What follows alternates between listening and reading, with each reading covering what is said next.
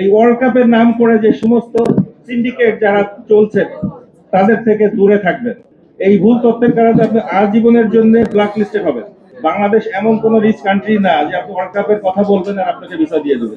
বুঝতে হবে যে আপনারা যারা ভিসার অ্যাপ্লিকেশন করার চিন্তা করছেন, চেষ্টা করছেন আমেরিকায় বেড়াতে যাওয়ার, অন্য ইস্যুগুলো বাদ, যেটা উনি বলেছেন স্টুডেন্ট ভিসা, ফ্যামিলি রিউনিয়ন, এটা বাদ। মেক শিওর যে আপনারা সঠিক তথ্য দিচ্ছেন। যত এজেন্সি আছে, ফেসবুক, ইউটিউব, এই ওয়ার্ল্ড কাপের নাম করে যে সমস্ত সিন্ডিকেট যারা চলছে তাদের থেকে দূরে থাকবেন। কারণ ইন্টারভিউ আপনি দিবেন, এজেন্সি আপনার হয়ে দিবে না। এজেন্সি আপনার উল্টাপাল্টা তথ্য দিয়ে আপনার পুরো প্রোফাইলটাকে 12টা বাজাবে। একটা রিজেক্ট আপনাকে আজীবন বয়ে বেড়াতে হবে। সুতরাং এটা আপনাদের আশেপাশে যারা আছে মিডিয়ার সবাইকে আমি অনুরোধ করছি যে গত 1 মাসে ঢাকায় ইউএস এমবাসি অ্যাটলিস্ট 4টা সতর্কীকরণ বিজ্ঞপ্তি দিয়েছে, একটা না।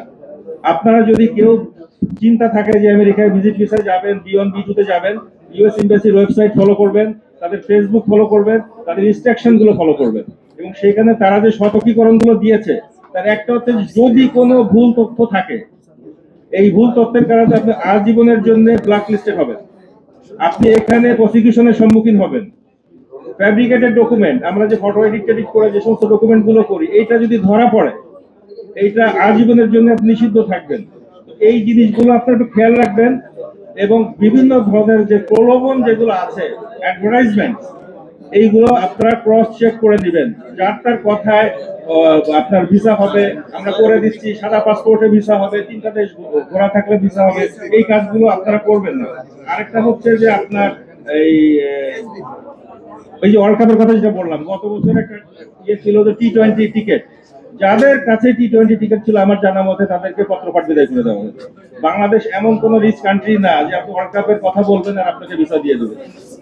হ্যাঁ, তো টাকা লাখ লাখ টাকা নিচ্ছে তারা এই সমস্ত গুলোর কথা বলে এবং ভিডিও করে দেখায়, এবং আদৌ ওই ভিসাগুলো আপনার সঠিক কিনা সেটাও আমরা জানি না, যে কার ভিসা, কার পাসপোর্ট কাকে দেখাচ্ছে। এই জিনিসগুলো আপনারা খুব কেয়ারফুলি থাকবেন এবং আপনারা চেষ্টা করবেন প্রফেশনাল লোকদের সঙ্গে আলাপ করতে, যদি নিজে না বোঝেন।